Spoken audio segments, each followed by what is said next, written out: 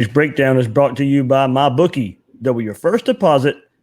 Head to mybookie.ag and use promo code Gators to deposit and to double your first deposit to activate the offer. Bet, win, get paid at MyBookie. And the Gators Breakdown podcast is ready to go. I'm your host, David Waters. You can find me on Twitter at GatorDave_SEC. Coming to you right after the day after Florida defeats Tennessee 34-3. And joining me on this game reaction episode after the blowout win is Will Sammon from The Athletic. Will, it was a game where we saw the Gators team we've kind of waiting to be the way that we've been waiting to see so far this season.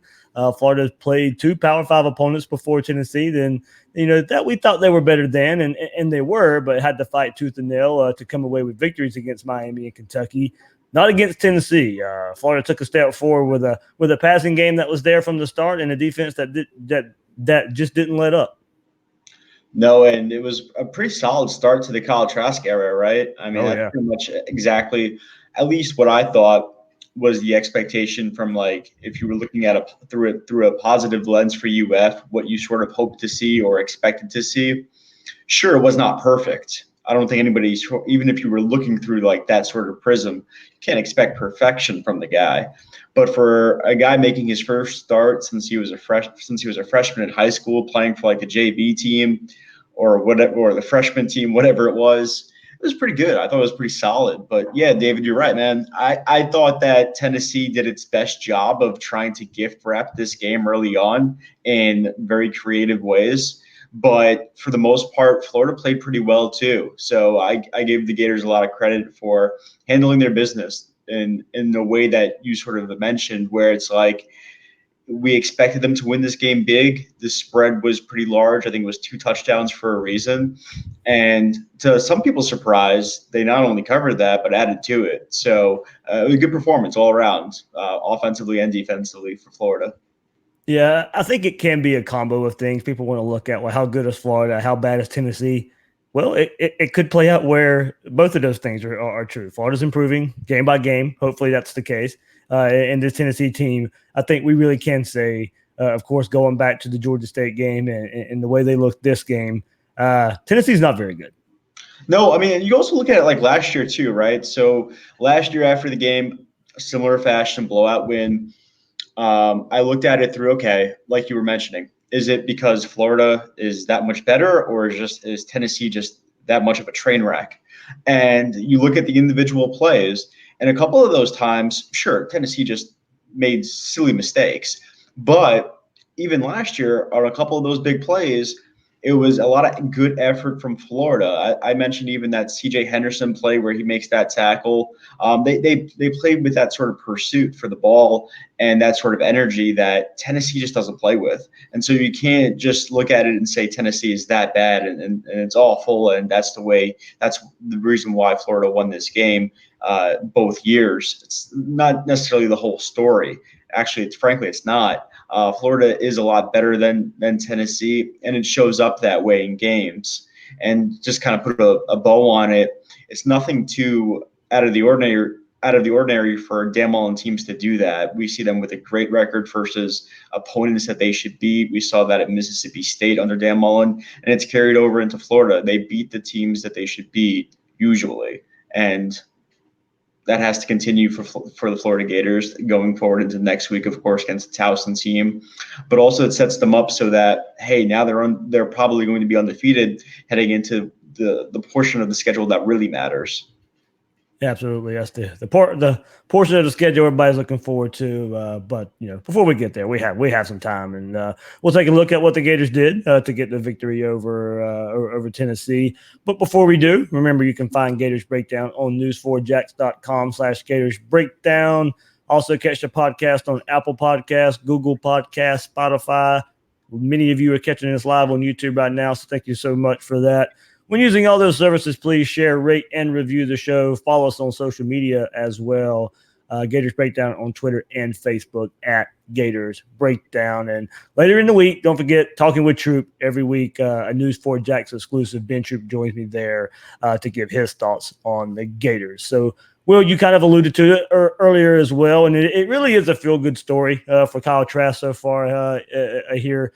Hey, maybe 10 years down the road we'll see a movie out of this or something. We don't know. We'll see. We'll see where it all ends up. But for now, he's making the most of this opportunity.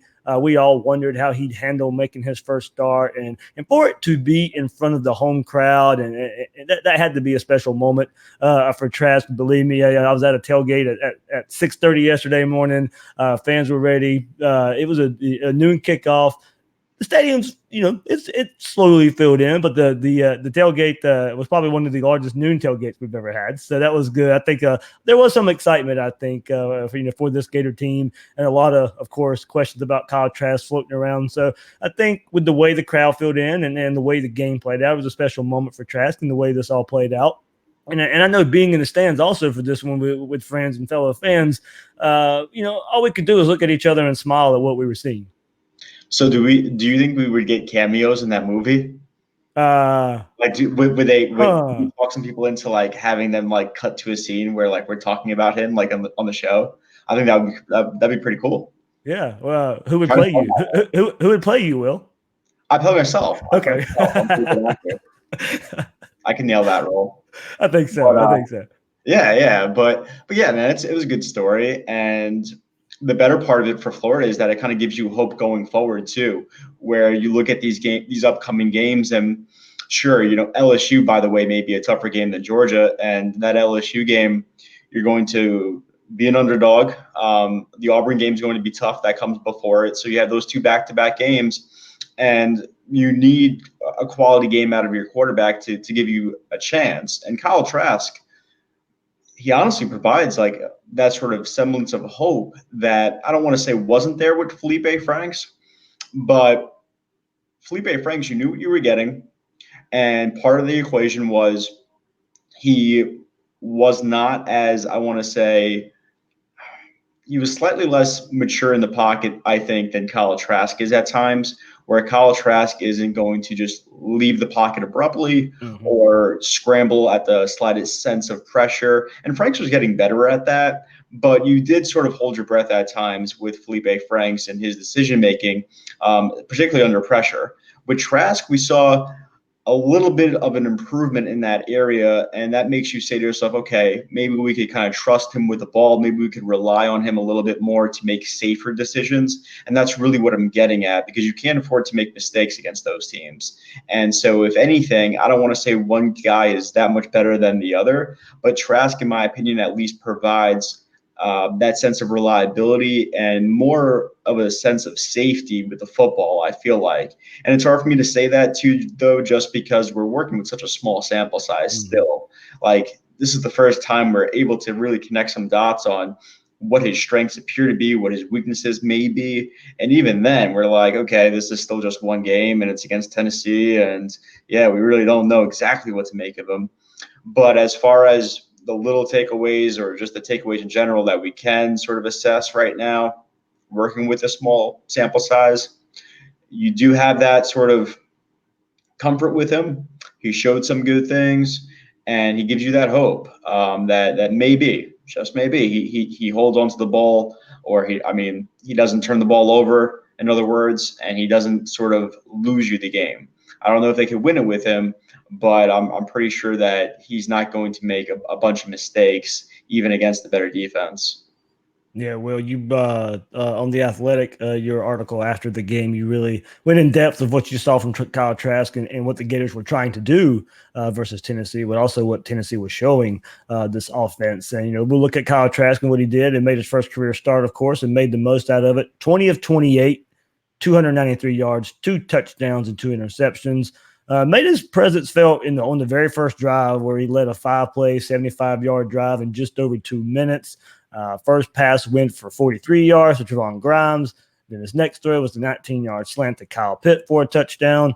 Willie, once again, on that drive, basically kind of what we saw last week. Showed decisiveness, good ball placement, used the field, outside in the middle, completed passes to 9 different Florida receivers and running backs on the day.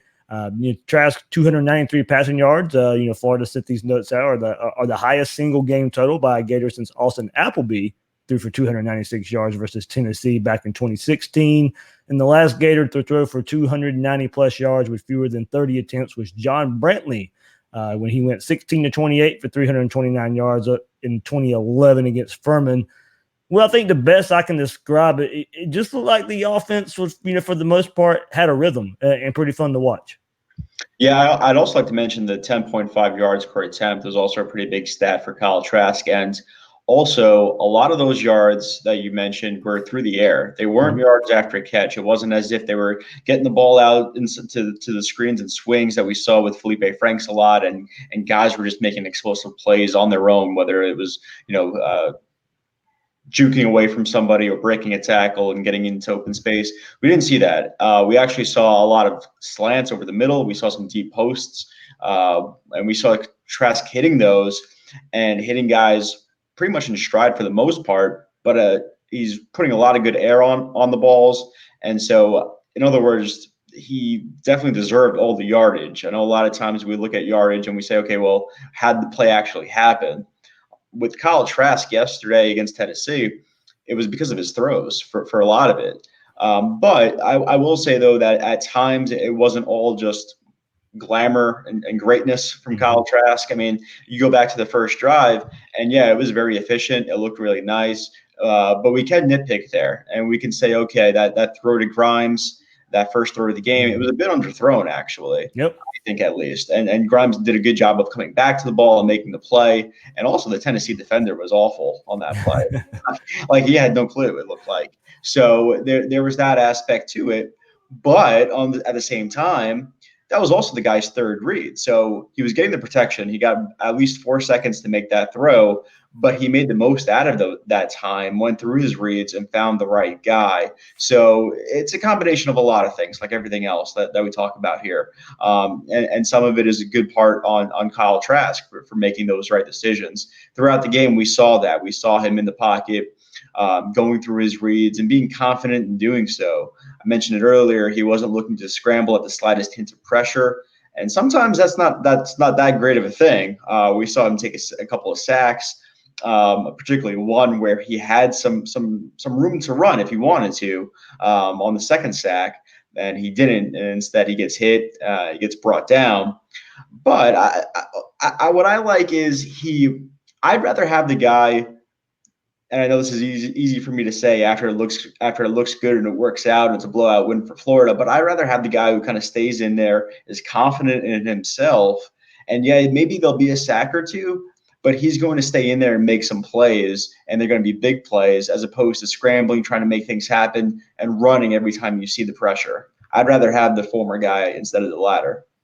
Yeah. Well, I want to go back to you covering Mullen and this staff at Mississippi State, and in your article, you mentioned, I think toward the end of it, of Dan Mullen's wife Megan kind of reaching out maybe to Alex Smith or Dak Prescott, and how those guys got their opportunities because something happened to the original starting quarterback. Was there a sense of confidence like there was this past week, and then we got to see it live and in person? Was there a sense of confidence in looking back at past reserve quarterbacks under Dan Mullen and them guys being able to come in and have a performance? Granted, yes, we know this Tennessee team isn't good, but at points sometimes it doesn't matter who you're playing. Can the backup quarterback come out and play well? Was there a sense of confidence in your time covering Mullen at his previous stop? I never really met a quarterback who felt unprepared under Dan Mullen. And I've spoke to a bunch of guys off the record, even after the years, on the record. And from Tyson Lee, his first quarterback at Mississippi State, to Nick Fitzgerald, all those guys will tell you that they were prepared to play. Some of them may have wanted to play more. Some of them may have wanted to play earlier. Some of them may have wanted to start at a different time. But the thing that they all say is that they were always put in the best position to succeed, and that they were prepared to do so. And nothing really was ultimately surprising to them when they went into a game. Sure, defenses will change and that sort of thing. But as far as just flow of the game, what to expect from Dan Mullen as a play caller, that was never really like a shocker to these guys. And so, yeah, there is that sort of confidence that Trask is able to do that just because of how well he has prepared to this point. And we saw that against Kentucky. I thought that was where it really showed up. And so going into this game against Tennessee and watching Kyle Trask throughout the pregame warmups, him getting off the bus, he never looked like he was, I don't know, flustered is not the right word, but he never looked sort of overwhelmed by the atmosphere around him. In fact, the kid was without his headphones on, and he was looked as if he was soaking it in almost, that he was that happy to be there, but also just operated with that quiet sense of confidence that you see in guys who are ready to play.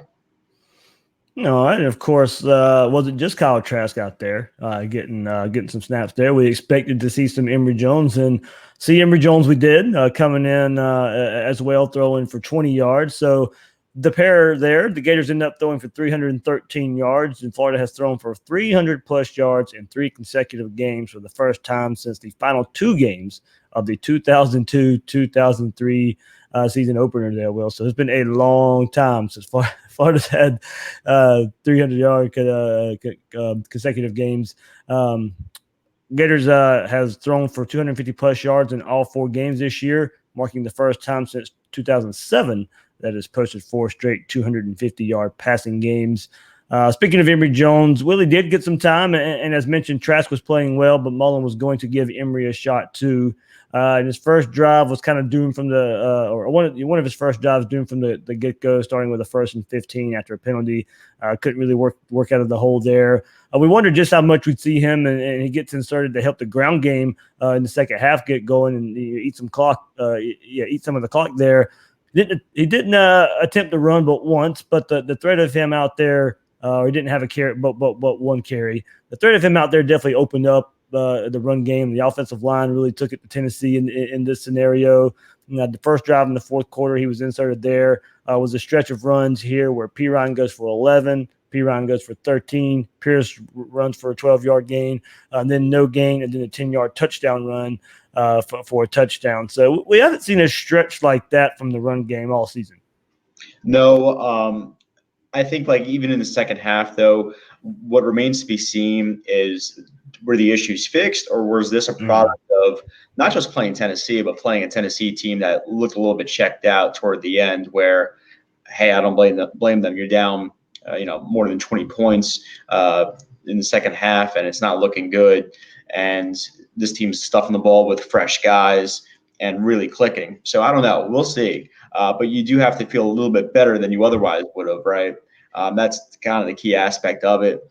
If I'm Emory Jones, I don't know. I feel like you kind of feel for the guy just because he gets put in there, and then all of a sudden everything just, it is not his fault, but all of a sudden everything just like goes off the rails a little bit. You have a couple of mistakes, so the blocking isn't as great as it was with Trask. And I don't know if it's like same reason why I'm reluctant to say it's like Trask or whoever the quarterback is when we're talking about the offense. Well, just look better with Trask versus with Franks. I don't know. I mean, it's just hard to say that because like the guys around him, I know it's all connected, but certain people are doing different jobs. And so there's so many variables in play. And, we're talking about one series to the next where things just didn't look good. And then we don't really get a whole lot to see out of Emory Jones in this new sort of 2-quarterback sort of situation or deal, if you will.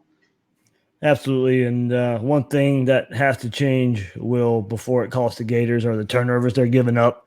Gators only turned the ball over 14 times last season. This season, through 4 games, there have been 9 turnovers by the Gators, 3 in this game by Trask with the 2 deep interceptions and the 1 fumble on the sack here. Mullen on turnovers after the game did say, he said, I'm okay with the interceptions.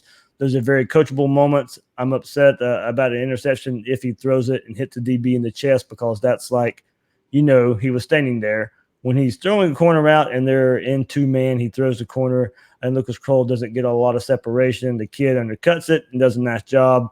The throw was just a little bit short and he gets it. He throws a go route to Trevon Grimes. Grimes slides inside against one high. He stares it down a little too long, gives the safety a chance to go over the top. We can fix those. It's not like he threw into coverage and blindly. The fumbles, though, not good. We have to get those fixed. It wasn't like any of them were from a ridiculous hit or off balance. We need to protect the football when we have it in our hands. So I kind of took that. There's that absolutely those throws, were mistakes, but Trask knows what he did, and now sees things he can't get away with in certain scenarios, and that comes with experience. I think the more he's on the field, the more he'll learn what he can do and what he can't do. The more he plays, and the more he'll learn. So as far as the fumble goes, the right side of the line doesn't give him any time to go through his progressions. He still needs to hang on to the ball, of course, when he's hit. Turnovers haven't hurt the Gators, especially in this game against Tennessee, but close games are coming and need to improve there. No doubt. With the interceptions, do we call them mistakes if the ball gets batted down or if it's in between them? And I don't know. Maybe we do. Maybe we look at it and say those are bad mistakes. But I think it's also easy to look at the result and say, okay, that was a bad mistake or that was a bad move to throw that ball, because I don't really hate the decisions on those throws. I don't. I see that. I saw live what Trask was seeing, and that was Lucas Krull and Grimes.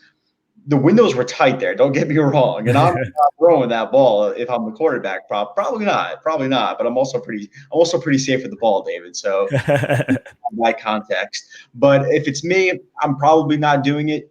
But I can understand why he did, because the window did exist. It was a very, very tight one, and I think he underestimated the help defenders on both plays. But there was something there, and we're talking about Lucas Krull and Grimes, who are going to win the majority of their matchups when a ball's up in the air like that more times than they're not. They're just going to be too much for defenders, whoever it is, whether it's linebackers, safeties, or corners. It's just going to be a mismatch, most likely, more times than not. So I don't really hate it. I think that what Dan Mullen said, I sort of agree with. I don't knock it too much, especially just because of the time and the score. Look, you're looking to just knock it out at that point, and it's not as if the game's on the line, and that's the decision that you make. I think if the context was different, I'm not sure if those throws are made. The fumbles, of course, that's inexcusable, right? Dan Mullen racked it up really nicely. It wasn't as if people were making these great plays or anything like that. It was pretty carelessness with the football, and that can't happen. That's pretty obvious. It's also obvious to say that, hey, the better teams are on the horizon, and they're not like Tennessee. They're actually going to make you pay when those things happen. They're going to capitalize on it, and then all of a sudden you're going to be behind, or you're just going to be in a spot where you don't need to be or otherwise wouldn't be. But I will say that a lot of it you have to look at and say some of it's luck with the turnovers, and not all of them. And I know people don't want to hear it, but I thought that Florida was a little bit lucky at times last year. I don't want to take away what they accomplished in any way, but turnovers and luck, that's something that's actually real. Like there's a part of that that's luck, where the ball gets turned over. Not every mistake that you make is going to result in a turnover, and sometimes good decisions get tipped, and whatever happens, fluky plays, whatever, and it's going to be a turnover.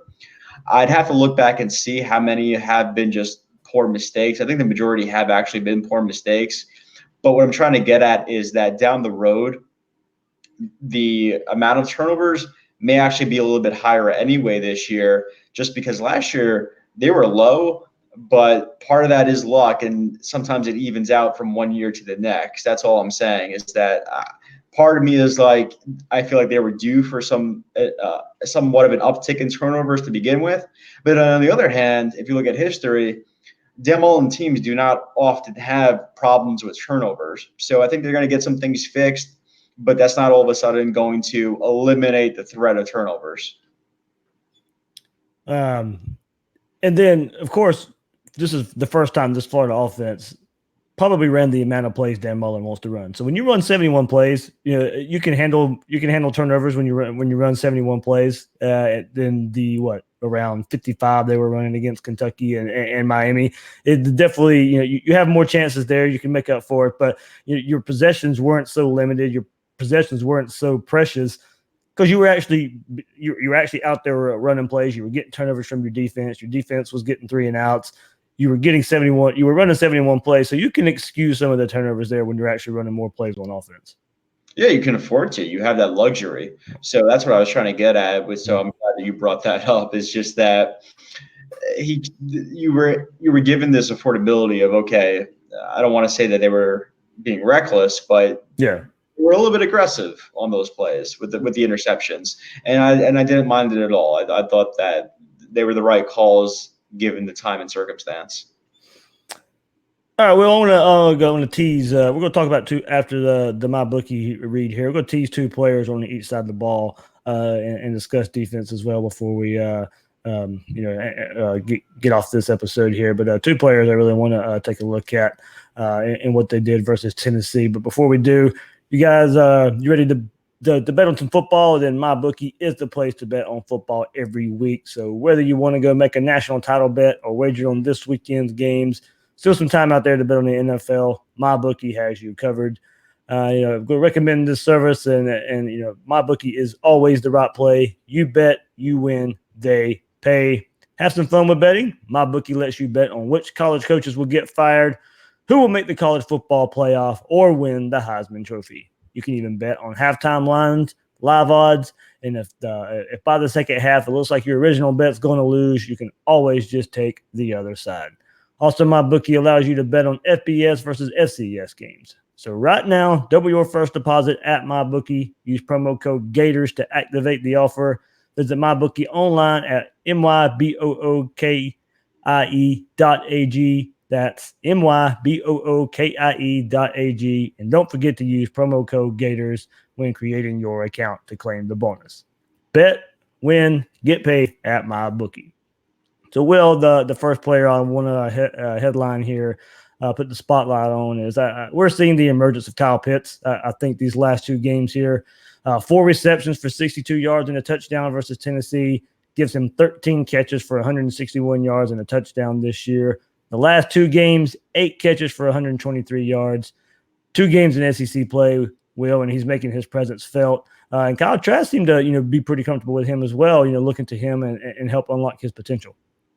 I liked what Florida did with him too, especially against Tennessee. We saw a lot of him on the line, making some really good, just coming off the line and running his routes really well. And I would point to that first touchdown with Kyle Trask finding him I think it was like a slant over the middle, if I'm not mistaken. But what I liked about it was the separation that Pitts was able to get because he had a linebacker on him. It's a pretty talented Tennessee linebacker, but just no match because the guy was coming from the opposite side of the field too and trying to get over to Pitts' side. And then, so like the defender's back is a little bit turned and Pitts just makes like 1 or 2 quick moves. And he has, such a large frame to begin with. But when he gets that sort of separation where he has a couple of steps on somebody already, doesn't take a whole lot to recognize that and throw the ball and get it to him. And that throw was actually a little bit high, but it did lead him toward the end zone anyway. When you're that tall and that big, that's the right throw to make actually, because only he's going to get that one, and he's going to come down with it like he did. So it's really good to see. I mean, he's a special talent. I think he's obviously just scratching the surface of what he could possibly be for this team, which if you're a Gators fan is super surprised, super uplifting just because it's another one of those guys. And if you look even ahead to the future, when you have this group of seniors leaving, you're going to need the weapons in Grimes, Copeland, whoever, and Pitts is one of those guys, and he needs to be counted on, and you need to get a really good season out of him so that you can count on him going forward into next year. And right now they're doing that, incorporating him in a lot of cool, creative ways. Like I said, I liked him, coming off the line and making some really good catches that way, as opposed to just being another wide receiver out there where, teams are not going to be able to double team him no matter what, just because of the surplus of talent Florida has at receivers. But I feel like when he's coming off the line, it even presents even that much more of an advantage and a mismatch problem, because chances are you're getting him on that linebacker matchup. And I mean, it's just there's no question that's the one that you're going to look for and take advantage of, and it's going to work out for you close to almost 100% of the time. I mean, he's that good, I feel like.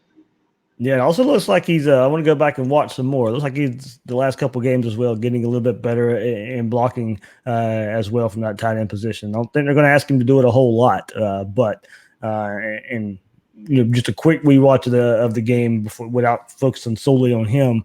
It looks like he is getting better there as well. The other player I want to highlight as we move to the defense is Amari Burney. Made his impact right away coming back from injury. We've pointed out his versatility many, many times, and that was on full display versus Tennessee. Got his first career interception, was absolutely everywhere on the field, using his versatility to lead the team in tackles with 5, and also out there for a fumble recovery. You could, didn't play the last 2 games after a late injury versus Miami, but his first game back, and he's just just everywhere on the field. Will. Absolutely, man. He was everywhere. And it was cool to see because I feel like Amari Burney is a super talented player, but sometimes he plays a quiet game. And what I mean by that is he's doing his job, but maybe the ball is not his way, and so like you don't see him really show up in the stat sheet making tackles. But I thought last year he did a really good job of just always doing his job, fulfilling what the coaches are asking him to do. And even in the Miami game before he had that injury, I felt like he was doing that for the most part, and it was just kind of a quiet appearance for him. So it was good to see him like really break out. I thought in this Tennessee game, where you hit the nail right on the head there by saying he was all over the field, because his speed is pretty good, and so his reaction time, his instincts, they're boosted by that speed of his, and so that allows him to really be a good cover guy. It allows him to close in and make some tackles, and that's what makes him so versatile. And so it's a good sign to see for Florida's defense, obviously, just because they need all the bodies that they can get in that secondary, with C.J. Henderson still being out, and that kind of you could kind of tinker with Trey Dean and move him around, but I prefer, if you're going to ever move Dean around and shift him to the corner, I prefer Burney at that nickel spot, because it's kind of a trickle down effect, a domino effect, if you will. Even with Ventrell Miller out, you still have some capable bodies at linebacker we've seen, whether that's James Houston or even Brunson. Brunson had a really game, I thought, surprisingly. And I don't mean that as too much of a knock, but he was a lesser end recruit. So your expectations of him are, they go accordingly. And so to see him shine and to see him really make some nice plays, and get in there, generate some pressure even on some passes, and be there on runs to help stuff them, I thought he did good. And so that boosts your production, boosts your depth a little bit, so that you can get the most out of guys like Burney. Well, this defensive stat sheet is impressive here for what they were able to do versus Tennessee. The Tennessee do what? Even Grenard's alone was impressive. Yeah. And look, and this is the Tennessee offense, led by offensive coordinator Jim Chaney, who knows Todd Grantham's defense, has had big success against Todd Grantham's defense the last couple of matchups. And, this time Chaney isn't playing with Georgia talent, and it absolutely shows. And this was a game many of us saw as a chance with Tennessee to play with a little bit of desperation here. And that may have been in the plans for that to happen, but this Gators defense was stifling. Here's some key stats in this great defensive performance here. First of all, only giving up a field goal in the game and no touchdowns. Volunteers only had 239 yards of offense, 88 rushing yards, 3.3 yards per rush. Tennessee only had 12 first downs in the game, only converting 4 of 13 on third down. Far cry from what Florida was doing against Kentucky just a week ago on third down. It led Tennessee to only run 55 plays in the game. Much of that comes from just the Gators creating havoc all game, led by Jonathan Grenard, as you mentioned. 8 tackles for loss and 4 more sacks for this whole defense here. 4 more sacks versus Tennessee. That puts the Gators at 20 sacks for the season. And Grenard just showing just how much of an important get he was. Jabari Zuniga was out with the injury, but the addition of Grenard, if they didn't bring him in as a transfer this year, you're going even further on the depth chart right now. So Grenard's out there making plays. The Gators have some depth to keep pressure on the opposing offenses. No question about it. What I really liked from Grenard was his ability to move in for that, and really that Zuniga role, where we saw him with his hand in dirt a little bit more than usual. And I mean, he was knocking down passes. Mm-hmm. He was generating some hurries, pressuring the QB. You name it, he was doing it. And you're absolutely right. Without him, I don't know. I mean, I'd like to think that a guy like Carter is ready to step up and perform well, but I'd rather have Jonathan Grenard. That's pretty clear, and his production is just, there's no way to really overstate it. I feel like especially when you consider what he brings off the field as far as leadership and just the knowledge of the defense as well, because that has a trickle down effect where it helps everybody else around him. And what his presence has also enabled is better performances from Jeremiah Moon. I thought too.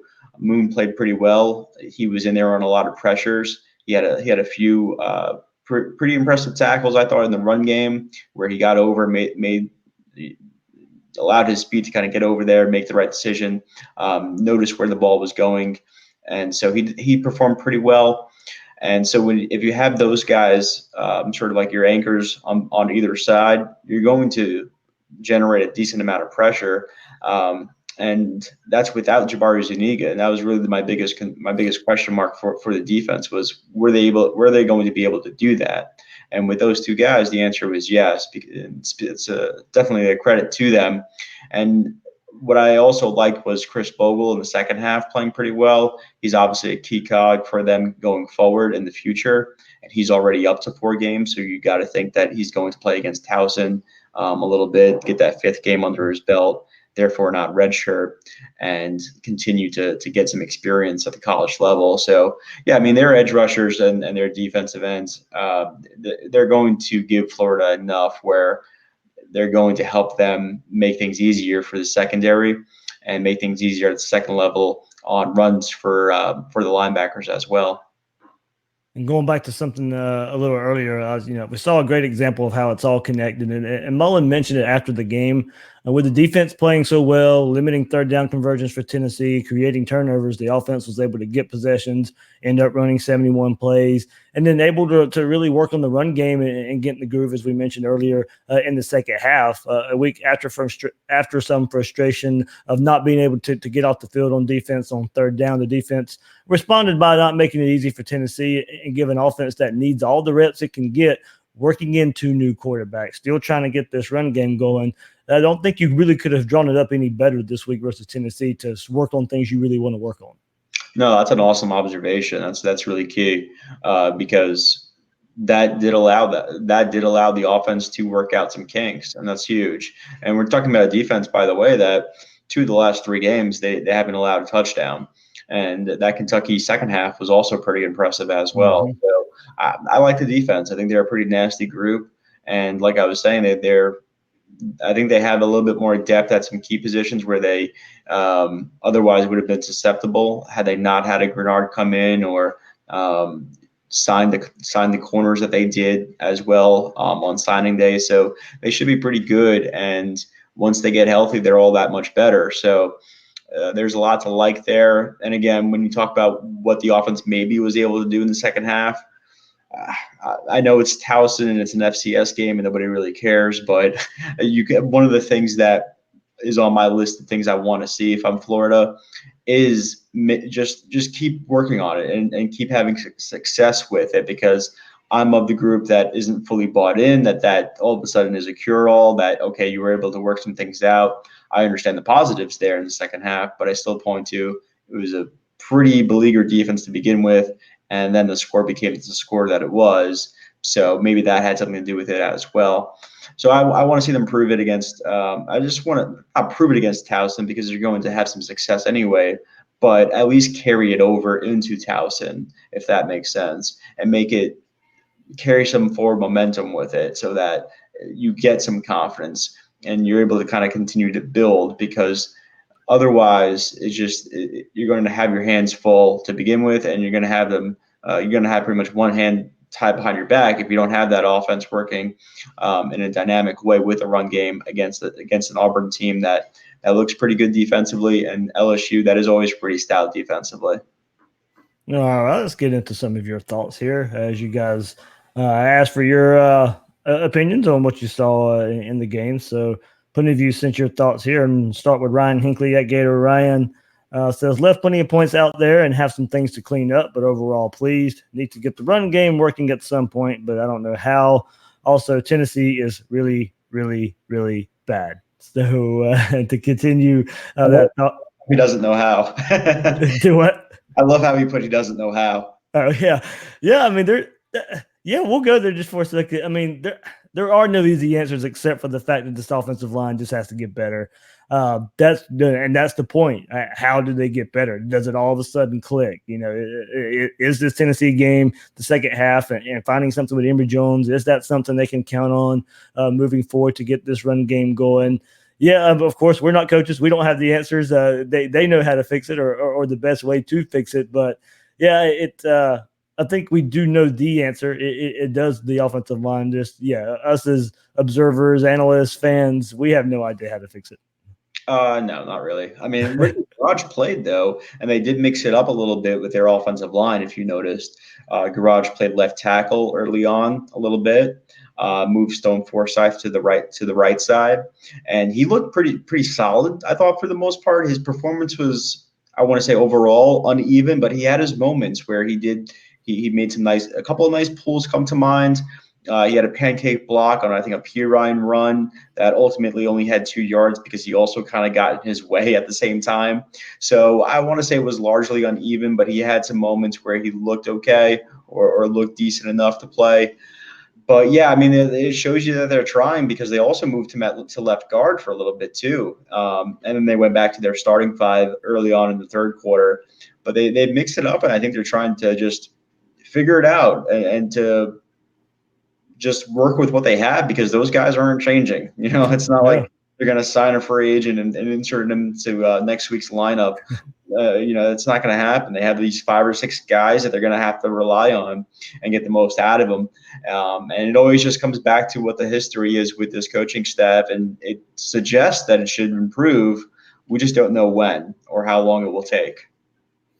Moving on, Robert Guagliardo says Trask good, has room to improve, but impressive for his first start. Kind of continuing the thought here, Jones opens up the run game, but we need to have him pass in the future. Defense is great. Injuries allowing young guys to play and bodes well for the future. Emory Jones' arm, of course, is going to come into play, I think, at some point. Is it? I'm not in the coach's head. I'm not in Dan Mullen's mind. I don't know what they're planning on. Even against Towson, I don't know how much I let him throw if the plan is to maybe use the element of surprise when you play Auburn, LSU, or, of course, especially Auburn in that defensive front that they'll be bringing to Gainesville. Maybe you try and steal a touchdown somewhere along the way and by keeping Emory Jones a little under wraps. And I'm not saying you're keeping him under wraps because he's some great thrower, but some type of play to where it leads, no doubt it's going to be a run, but Emory Jones pops one for, a 40-yard touchdown or something like that, something we're not expecting. I don't think we'll see the, quote unquote, maybe trickeration. Maybe that's the right word. Maybe that's the wrong word here, but maybe trying to keep Emory Jones a little under wraps for some of these defenses coming up. Yeah, I don't think we're going to see like a whole lot of creativity, maybe is the way to put it, where we see a special play or, some sort of trickeration, like you mentioned. I don't think we're going to see that. But I will say, though, that I think defenses still sort of respect Jones. A lot of these big schools recruited him to some extent. They know who he is. They know what his capabilities are. And I think they do respect his arm because if not, I think he's good enough where he can burn teams on play action or other option plays where he's able to kind of burn teams if they take that for granted or they dare him to throw the ball a little bit. I believe it'll take a little bit of time, but I think it's going to show up. I do believe in his arm, at least being pretty live and pretty powerful. We saw that even in the Georgia game where, he did have that one throw, David. So it doesn't exist. But you're right. I think it also would be good for Florida to kind of get him some confidence and just get him some more reps. And so that's what we maybe see as far as his passing ability goes, just kind of get him some completions, and just get him working with guys in live games that can only help him. Tampa guy follows up as well, talking about some of the young guys. Bogle, Elam, Copeland, or Mullen commits each played well. Pass blocking improved. Defense shut down UT in second half. Is Tennessee that terrible? It looks like it. Cam the Man says, is Rocky Top even an annoying song anymore? I like how we did some different things running the ball with Jones, but we need to find a way to be more creative running with Trask at the helm, his 2 picks are easily correctable. The last one here, and we'll kind of just wrap up all the thoughts here. We all from Bull Gator, he says we all like seeing a gunslinger at quarterback, but Gator fans must realize that just as there will be more passing touchdowns, there will also be more interceptions. I am glad we will have Towson before Auburn so that Kyle Trask will get even more preparation. That said, we need to get healthy on defense. So we're kind of combining all those thoughts there. Mentioned getting healthy on defense, but it was a chance that and we pretty much knew we were going to see it there with Henderson being out, but you still saw a lot of Chester Kimbrough. You saw a lot of Elam out there at the cornerback position out there. And look, the one matchup we knew Tennessee probably would rely or try to rely on if Garantano could get the ball to him would be getting the ball to Callaway and Jennings, their receivers. They weren't able to do much. No, not at all, actually. And like we said a bunch of times already, they're league tougher teams, and I think the listener kind of hit the nail on the head where, yeah, the team has to obviously get healthy. But I don't know about the fact that of calling like Trask that much of a gunslinger. I mean, I think we're a little bit early in his stages to be labeling him really anything. One way or the other. I think he showed some good pocket awareness for the most part. Like we mentioned earlier, there were some plays where he could have made better decisions as far as picking up the pressure and one time running it, or just being more aware with that it's coming and maybe not underestimating where it's coming from or how quickly it's going to arrive. But I mean, it's one game, so it's like you gotta, I don't know, just kind of use it as the data point that it is, which is it's really like either the first one or second one if you count Kentucky. All right, then one because his name was brought up, and kind of going back to Ryan's tweet earlier, leaving points on the board. Oh, Jacob Copeland, Will. It was there. It was there. We saw a little bit of Jacob Copeland, right? I mean, I think like this like reverse play. I'm trying to remember off the top of my head because I didn't watch that particular play over, but there was that one. I think he caught one or two passes, but man, that was a beautiful pass right down the sideline. Yeah, just flat out dropped. Yeah, and that's the thing about Trask's completion percentage. It could have been even better. I mean, he had a couple of throwaways. He had that one drop. It was a good game from Trask overall, but man, Copeland, he wants that one back. Yeah. Hey, I mean, drops are going to happen. We know part of the game here, but the chance to and the fans are just really busting at the seams, wanting to see Jacob Copeland and that. He did, I think.